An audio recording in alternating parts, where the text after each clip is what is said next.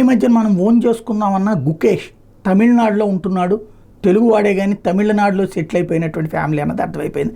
అందుకని ముందు మన వాళ్ళందరూ మన తెలుగోడు గుకేష్ ప్రపంచ ఛాంపియన్షిప్ సాధించాడు, విశ్వనాథన్ ఆనంద్ 5 సార్లు అయితే మనోడు ఒకసారి సాధించాడు, గొప్ప సక్సెస్ మన వాళ్ళకి అని చెప్పుకున్నటువంటి వాళ్ళం. ఆ తర్వాత అతని గురించి పక్కన పెట్టేశాం. అయితే మన కోనేరు హంపి గతంలోనూ మనకి గొప్ప కీర్తి ప్రతిష్టలు తెచ్చిపెట్టింది, ఇప్పుడు మరొకసారి కీర్తి ప్రతిష్టలు తెచ్చిపెట్టింది.